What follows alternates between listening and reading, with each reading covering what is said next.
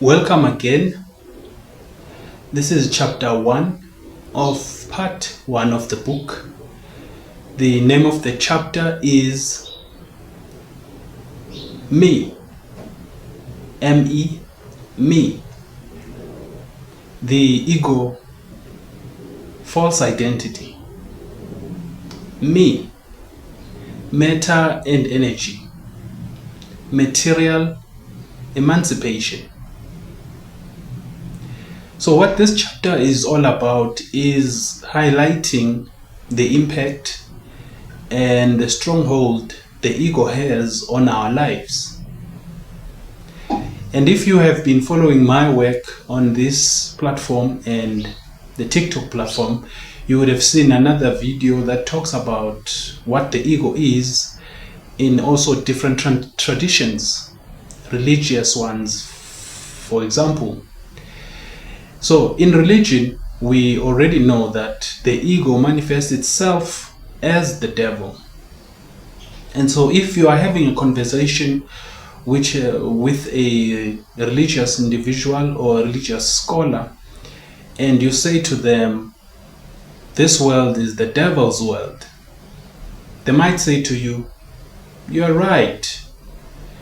And they might also quote scripture, Revelation, the end times, and how the world is unfolding currently, internationally. And so all of that connection, or all of these connections, are speaking of the outward manifestation of our inner, say, imbalance, or our inner psyche.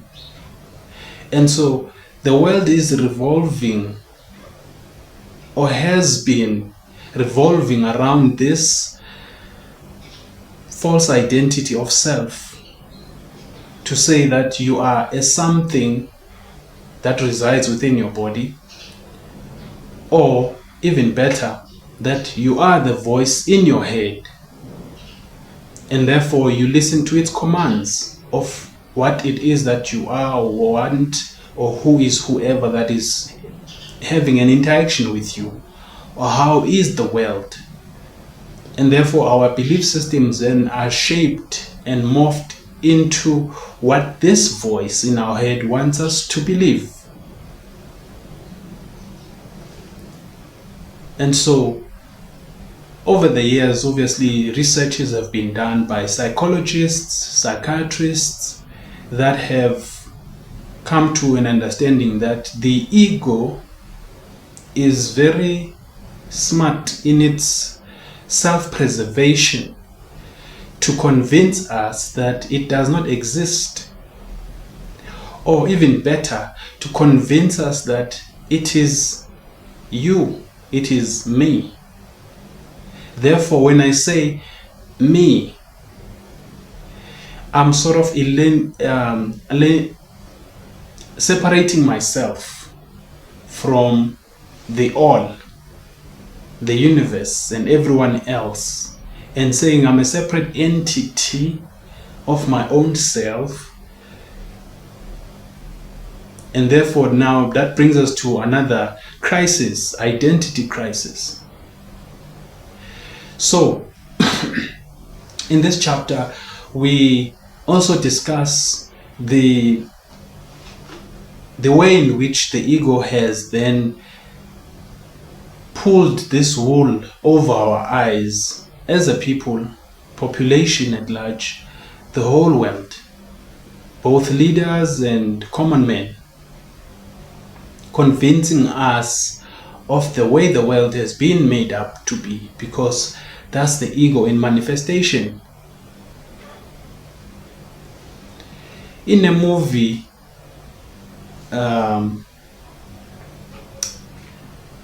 Andrew 3000 plays this character of a chess master, and is trying to explain to Mr. Green in the movie, who is Jason Statham. He's trying to explain to him that the ego is running the world, And in the movie, the ego is referred to as Mr. Gold. He tells him that the ego is running the whole world and no one has an idea.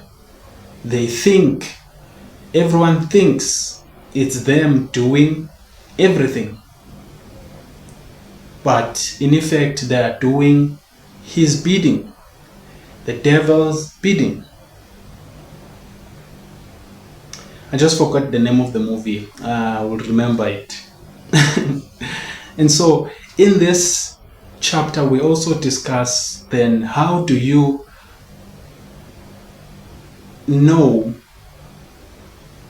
the ego, and then how do you liberate this unconscious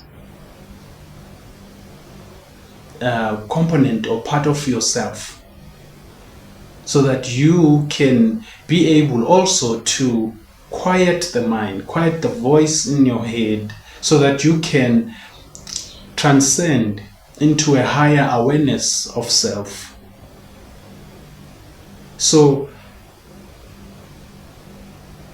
it's easier, as I'm saying, sounds easy to do, but it's not really easy to do, because you confronting the ego, or you trying to rid yourself of its control, it will work against you, because already over the years you have fed it your ways of doing things, believing and behaving, and therefore the world that you see through the lens of your perception might be warped or might be turned against you, so that you don't really deal with the issue at hand, liberating the ego.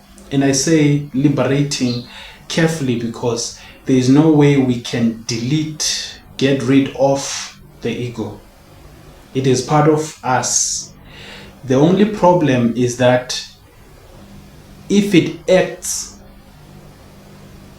alone on itself without another, without your awareness, then it runs amok and it might destroy you. Therefore, there has to be a balance in your awareness of dark and light, or the feminine qualities within yourself and the masculine qualities within yourself. Logic and intuition, the mind and the heart have to work together, because none is greater than the other. So the ego, which most people don't even know it exists, is an important component in our active masculine principle, which is based on our action and behavior. And therefore, the components of the psyche, the conscious mind and the subconscious mind, conscious mind being in control by the ego, because that's your forefront or your windscreen to the world. That's where you are discriminating everything you are experiencing, making choices, decisions, whether you like, you don't like, you want this, you are doing this, you are with this, or you are not with that. All of these seemingly unconscious also choices that we make each and every moment of our lives are at the forefront of your conscious mind. However, all of these choices that you are making, they become a program over time because of repetition to your subconscious mind. We'll discuss the subconscious mind and the conscious mind in greater detail in chapter 2. But just to give an overview of the ego, the ego then, in its way, hijacks the power that your subconscious mind has in creating and manifesting this world and perception you have of the world through you and through your behavior and belief systems that is limited to what serves it. And therefore, you live your life thinking you are limited by outside things, when in fact it is how you see those outside things, how your beliefs have been shaped over time of what those things are and what they mean for you.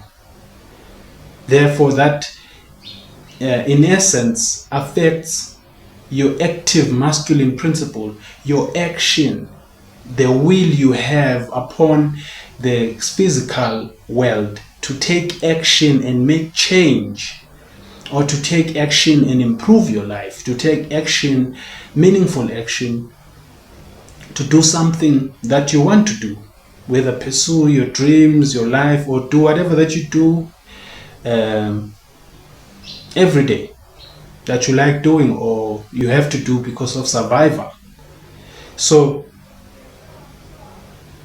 when now that is hijacked, the projection you have from your psyche of what the world is or could be is not the full picture, because the picture it has is limited by what you have come to believe it to be. I hope all of what I'm saying makes sense, but we'll discuss more of this relationship of the subconscious mind and the conscious mind in chapter 2. And so the ego itself, when now we are in this imbalanced form, takes us to what is called the dominant R complex. So now that means you live your life in survival mode, because the R complex, your medulla and say the left brain hemisphere of your neocortex takes over, and you become in this imbalance worldview that things are mechanical, things are only physical, there's nothing to it. Hence we have, over the past 100, 200 years ago, scientists write books, even make assertions through their theories that God is dead. There's no point in this physical reality. There was no creator. There's no creator. There's no purpose in it. It's just what it is. We are here, tomorrow we are not here, and that's it. There's no point in it, because they are looking at it through the lens of the R complex, the imbalanced view. The left brain, obviously, of the hemisphere is postulated to deal with the mathematical things, scientific part of things, the logic, the reasoning. So we are seeing things one way and not seeing the holistic picture of what the world really is if we were balanced with our right brain hemisphere of the neocortex, so that we can see things in balance. So when now we continue to see the world not in isolation of whether it's dark or light, or whether it's the devil's world or it's God's world, but if we seeing it through our own inner awareness, after we've done the shadow work, then we begin to have a holistic view of what the world is, and we never or we stop seeing ourselves, the me, separate from the all, but we see the all as part of all of us, that we are in fact the all in this miniature form. Therefore, also part 1 of this book is discussing what we call the individuated consciousness, or in the esoteric cycles, the minor arcana, the knowledge of the smaller things. And don't let the language make you think otherwise. Smaller things don't mean unimportant. It just means as above, so is below. So now we're talking of the below. Then the part 2 of the book will be discussing the major arcana, the above. I hope this shared a bit of something so that we can better understand. I don't want to share a lot of information on the book because I still want you to buy it, and I'm guilty of that. So I hope you did enjoy this brief summary of the first chapter, and I will see you on chapter 2. Bye for now.